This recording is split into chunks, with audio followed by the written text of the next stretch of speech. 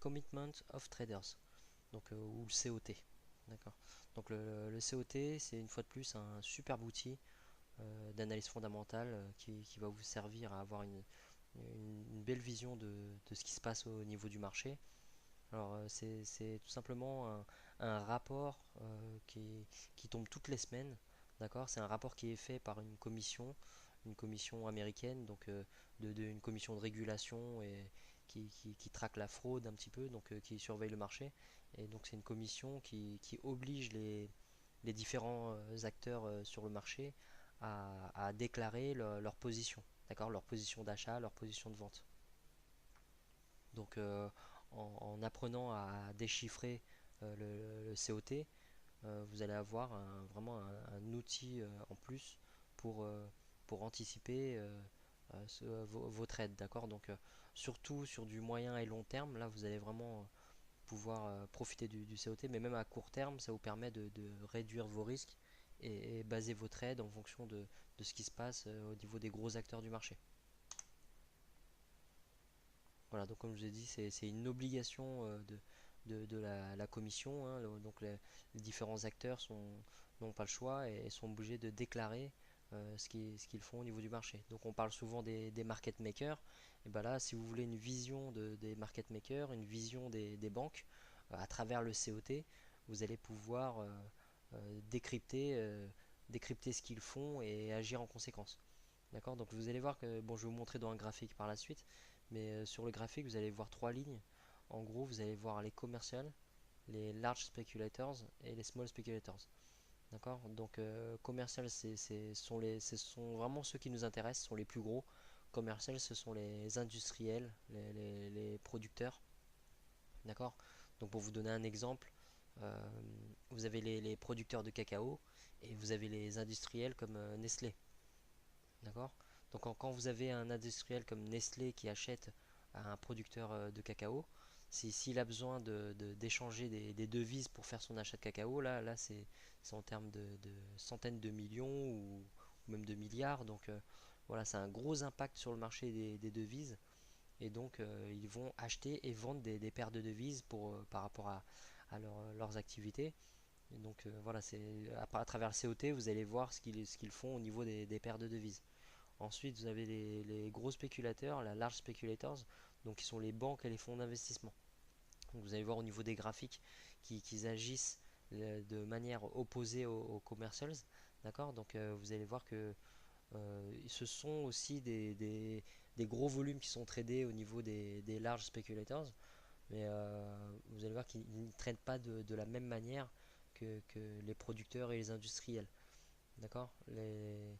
En gros, les producteurs et industriels ont toujours un train d'avance sur ce qui se passe au niveau du marché.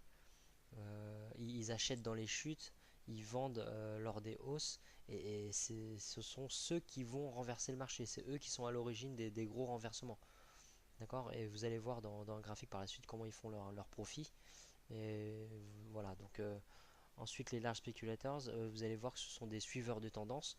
Donc, comme je viens de vous dire, c'est vraiment l'opposé des commercials.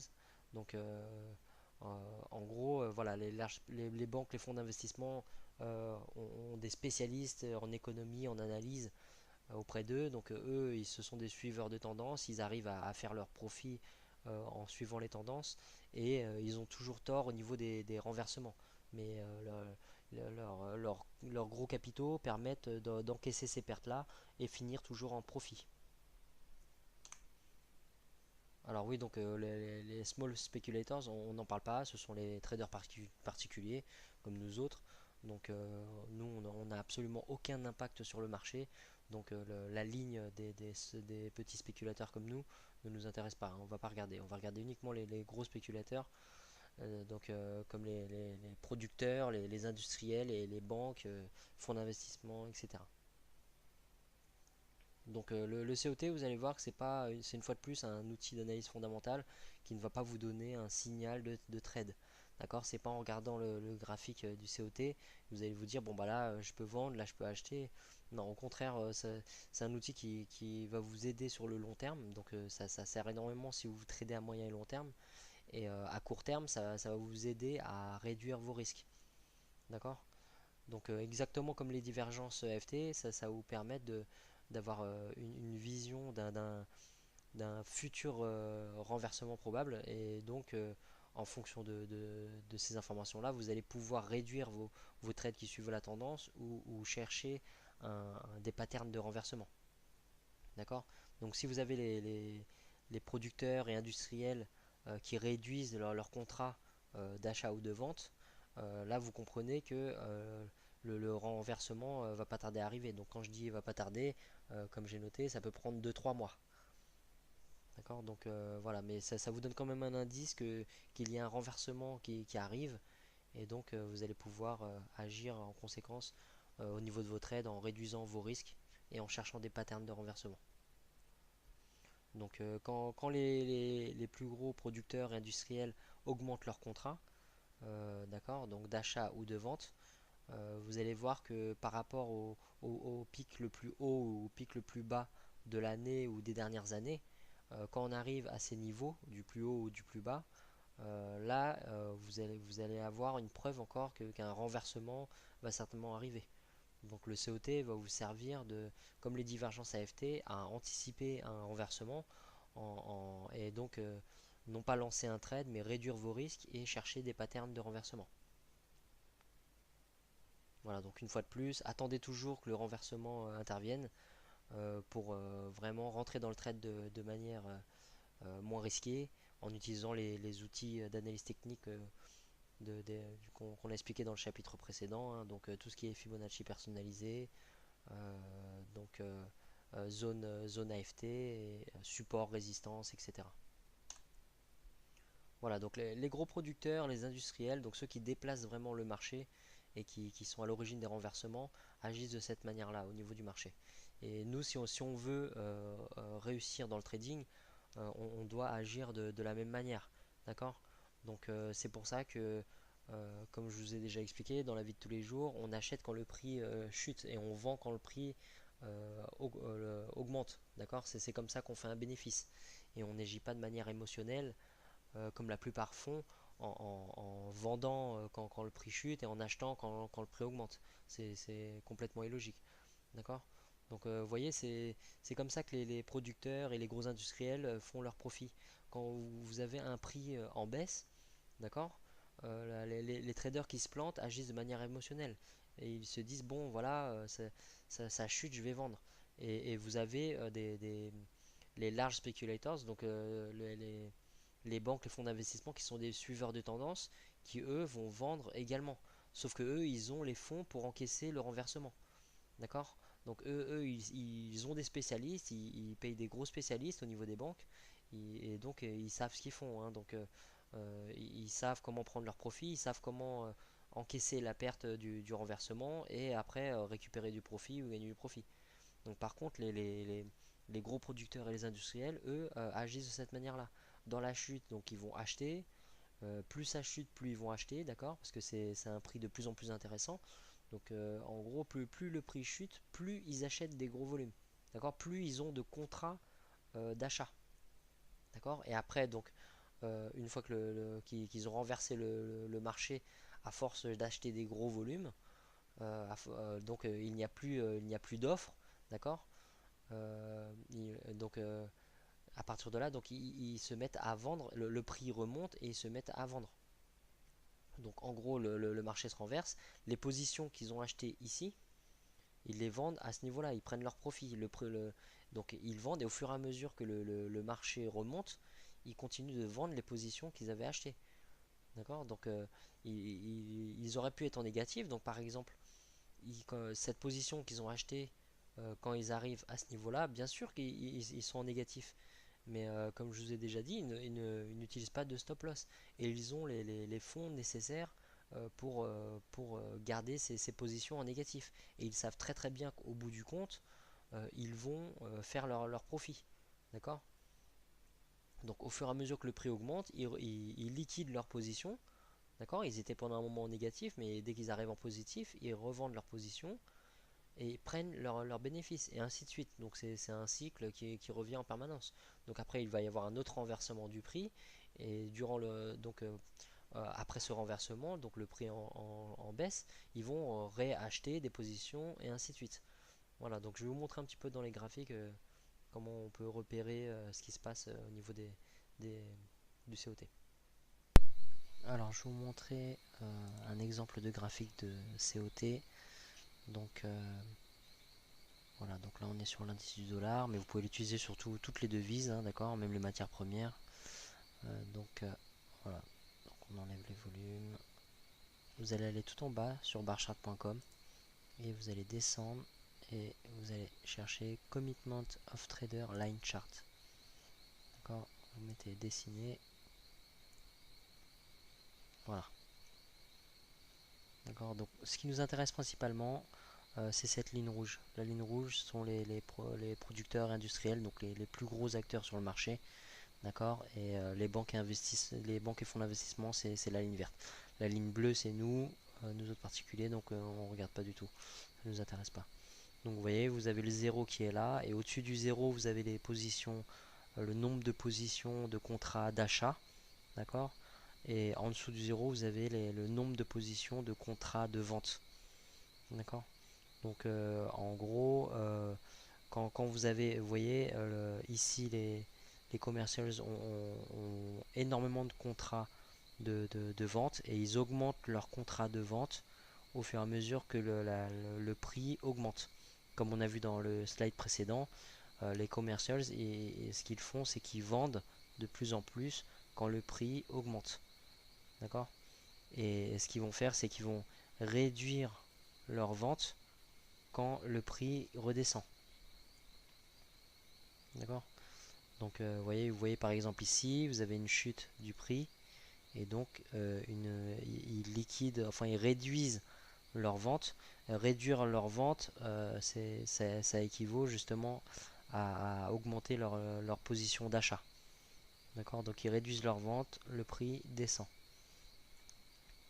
Donc ici, ils augmentent leur position d'achat, d'accord, parce qu'ils savent que le prix va redescendre. D'accord. Non, excusez-moi, là je vous parle des large speculators. Pardon. Donc là, ici, les commercials, donc ce qu'ils font, c'est qu'ils augmentent leur position de vente, d'accord, parce qu'ils savent que le prix va remonter. Donc c'est les montées que vous avez ici, là. La montée que vous avez ici, puis la montée que vous avez ici. D'accord. Et donc, comme je vous ai dit, les banques et fonds d'investissement font vraiment l'inverse de ce que font les commercials. Eux, ce sont des suiveurs de tendance. Donc, vous voyez, par exemple, le prix ici augmente. Les large speculators augmentent leur position d'achat. Ils suivent la tendance. Ici, il y a un renversement, une chute du prix.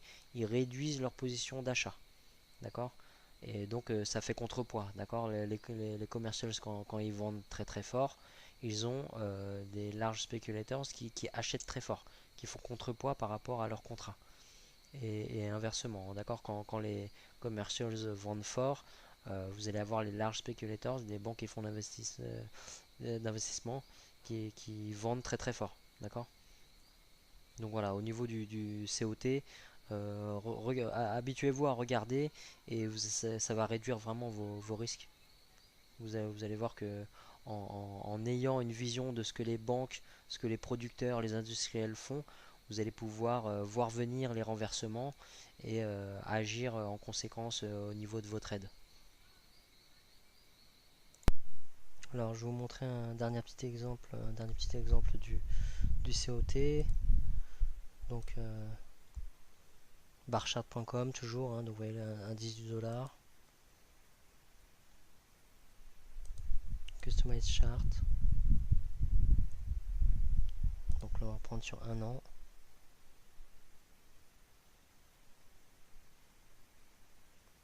Alors vous allez mettre des lignes et reste. Ça évite qu'il y ait ce genre de gap là, vous voyez. Des lignes et reste. Mettez volume off. On va enlever les volumes. Chandelle. Et toujours ici, vous allez mettre Commitment of Trader Line Chart. Dessiner. Voilà. Donc là on a l'indice du dollar. Donc une fois de plus, au niveau des, des paires de devises, donc des devises étrangères, vous allez voir un effet inverse, hein, comme on a déjà vu par rapport à l'indice du dollar. Donc par exemple ici, vous voyez clairement que on va commencer ici. Vous voyez le haut, le plus haut ici, d'accord, depuis l'année dernière, le plus haut ici arrive fin décembre. Non, fin novembre, pardon. Fin novembre, début décembre. D'accord? Fin novembre, début décembre, vous avez le plus haut du dollar. Donc si par exemple, voilà, donc là on est sur l'euro USD, en daily pareil, donc fin novembre, début décembre, c'est ici. D'accord? Donc vous voyez, le point le plus haut du dollar correspond avec le point le plus bas de la paire euro-USD. D'accord? On a vraiment une symétrie parfaite. Ensuite, le point le plus bas de l'année se situe, alors si on regarde précisément, le 3 mai. Le 2-3 mai, voilà, lundi 2, mardi 3 mai. D'accord? Donc le point le plus bas du dollar. Donc le 2-3 mai, sur l'euro, on devrait avoir le point le plus haut de l'année. Alors, 2-3 mai.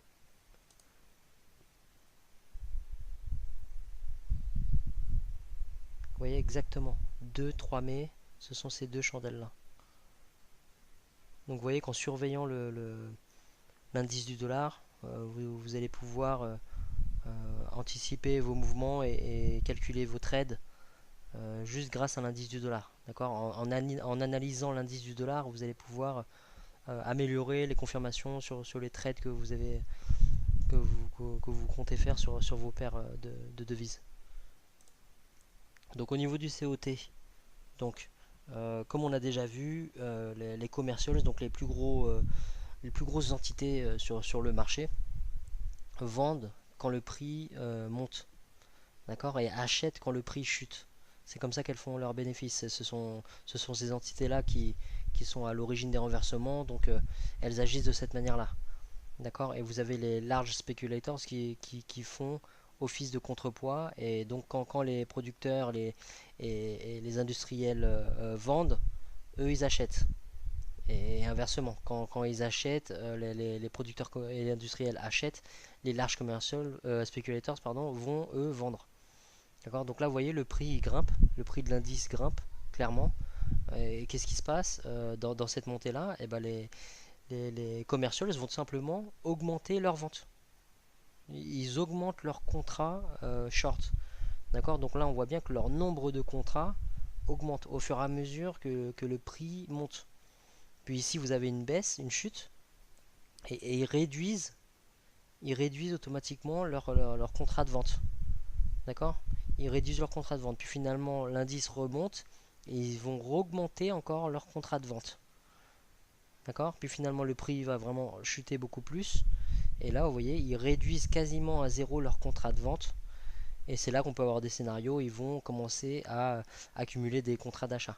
Mais là, en l'occurrence, sur cette année-là, ils sont principalement sur des contrats de vente, sur cet indice du dollar. D'accord? Après, vous pouvez regarder sur les autres indices, sur les matières premières, vous allez voir que c'est totalement différent. On a des cas vraiment complètement différents. Mais là, sur l'indice du dollar, en tout cas, vous voyez, quand le prix chute, c'est là qu'ils achètent. Donc acheter ou réduire leur contrat de vente, ça revient au même. D'accord? Donc on voit clairement qu'ils réduisent leur contrat de vente et finalement, vous voyez là, ils augmentent leur contrat de vente. Donc en augmentant leur contrat de vente, on comprend que le prix augmente. D'accord? Parce que les commercials, eux, quand ils se mettent à vendre, c'est que le prix augmente. Donc quand vous voyez que ils augmentent leur nombre de contrats short, vous comprenez que l'indice est en train d'augmenter. D'accord? Donc, comme je vous ai déjà dit, tout ce qui est zone AFT, ça fonctionne. Retracement Fibonacci personnalisé, entrée optimale, ça fonctionne. Ici, clairement, on a une entrée optimale par rapport à ici. Ici, donc, on a un gros support. la zone AFT qui est ici, rebondit ici, la zone AFT qui est ici, rebondit ici. Donc voilà, donc quand vous anticipez en analysant votre indice du dollar, derrière au niveau de l'euro USD, vous allez pouvoir anticiper les renversements.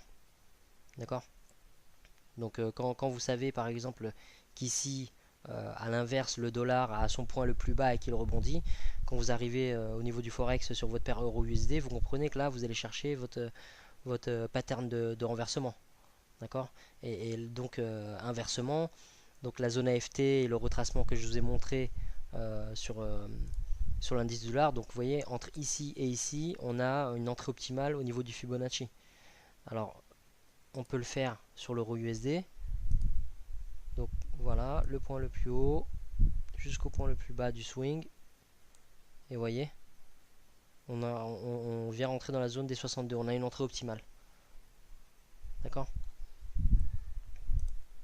Ensuite, entre ici et ici, c'est pareil.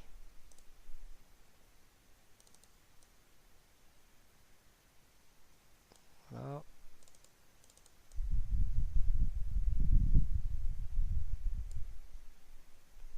Voilà, donc là on vient, ça va dépasser un petit peu les 79, mais vous voyez, on a encore une zone de renversement au niveau du Fibonacci.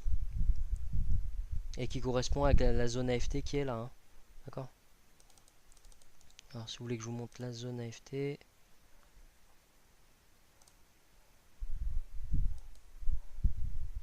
Bon, on y est presque. Donc là on aura peut-être loupé l'opportunité. Par rapport à cette chandelle là. Maintenant, cette chandelle là aurait pu être prise en compte aussi, d'accord, par rapport à la chute qui est là.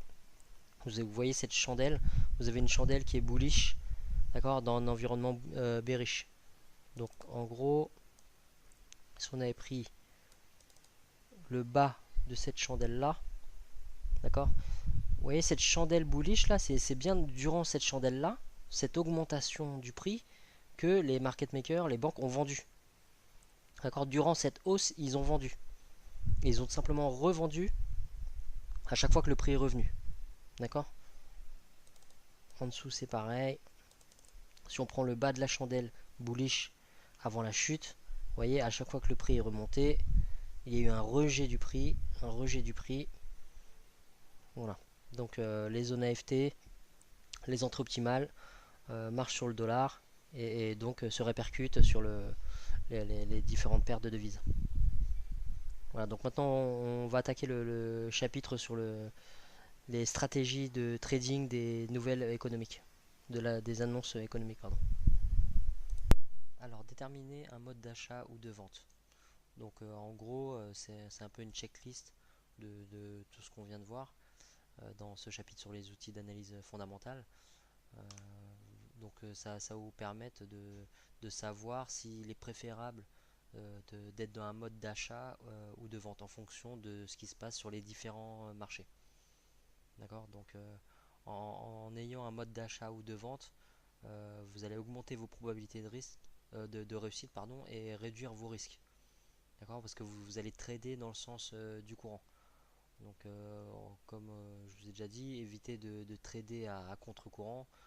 Ça n'a absolument aucun intérêt, c'est plus risqué. Et voilà, donc même si vous voyez un renversement ou des opportunités à contre-courant, il vaut mieux laisser passer ces opportunités-là qui sont plus risquées et prendre uniquement les opportunités de trade qui vont dans le sens de ce qui se passe sur tous les marchés. D'accord. Donc, et en ayant ce mode d'achat ou de vente, vous allez avoir une vision très claire pour vos trades donc à moyen et long terme. Donc voilà, donc ce qui se passe sur tous les marchés va vous permettre d'avoir une meilleure vision globale en fait et donc vous permettre de trader dans le bon sens. D'accord. Donc c'est à combiner avec tous les outils d'analyse technique. Hein. D'accord. Donc c'est vraiment vous allez pouvoir ajouter ces outils d'analyse fondamentale, ces informations là de la checklist, en plus de vos outils d'analyse technique. D'accord. Et donc ça va augmenter vos chances à court terme. Donc même sur votre trading intraday, vous allez voir que connaître la direction principale d'une manière fondamentale va pouvoir vraiment vous aider énormément. Voilà, donc en gros la checklist. Donc pour être dans un mode d'achat, vous allez voir qu'en général, le marché des taux d'intérêt est en hausse, d'accord, sur les devises qui vous intéressent. Donc de manière inversée, vous avez les T-notes, donc les Treasury notes qui sont en baisse. Vous allez avoir le dollar qui est en baisse, tout ce qui est indice boursier donc en hausse, donc tout ce qui est Nasdaq, Dow Jones, S&P, etc. Vous allez avoir donc l'indice des matières premières, donc le CRB en hausse, et donc vos devises majeures en hausse, d'accord, donc les devises étrangères. Et au niveau du COT qu'on vient de voir, donc vous allez voir que les commercials augmentent leurs contrats d'achat et réduisent leurs contrats de vente. D'accord. Donc le mode de vente c'est exactement l'opposé. Donc sur le marché des taux d'intérêt, donc par rapport aux devises qui vous intéressent, donc vous allez avoir un taux d'intérêt en baisse. D'accord. Donc le T-notes qui fonctionne de manière opposée, donc en hausse. Vous allez avoir un indice du dollar en hausse, et donc des indices boursiers en baisse, l'indice des matières premières CRB en baisse et des devises majeures en baisse. D'accord. Et au niveau du COT, donc les commercials donc, augmentent leur contrat de vente et réduisent leur contrat d'achat. D'accord. Donc c'est une checklist qui va vous permettre de trader avec des meilleures probabilités de réussite parce que vous avez tous ces différents marchés qui vont venir confirmer avec une vision aussi avec le COT, donc une vision de ce qui se passe au niveau des banques, des plus grosses entités financières. Donc vous allez pouvoir confirmer votre analyse technique. D'accord. Donc vous faites dans un premier temps votre analyse technique, après vous jetez un œil à tous ces différents marchés et vous voyez si ça correspond bien par rapport à l'analyse que vous avez faite. Au niveau de l'analyse technique, donc vous travaillez vos supports et résistances, vous regardez la structure du marché, vous regardez la direction à long terme, donc le flow des banques. Après, vous projetez votre Fibonacci personnalisé, donc vous cherchez les swings, les retracements, et bien sûr combiné aux zones optimales d'attaque, donc l'ouverture de Londres, l'ouverture de New York, voilà, donc en cherchant les faux mouvements, la chasse au stop, où sont les liquidités. Donc vous voyez, vous avez tout un tas d'outils euh, d'analyse technique et combiné avec tous les outils d'analyse fondamentale qu'on vient de vous donner, donc les divergences AFT, les corrélations entre les marchés, plus le COT. Donc voilà, donc en combinant tous ces outils d'analyse technique et d'analyse fondamentale, vous allez pouvoir avoir des setups qui vont vous donner vraiment des taux de réussite extraordinaires au niveau de votre trades. D'accord. Donc là, vous allez pouvoir viser des 7 sur 10, 8 sur 10 en termes de bons trades. D'accord. Donc voilà, donc je vous ai montré un petit peu dans les graphiques. On va attaquer le chapitre sur les stratégies sur les news.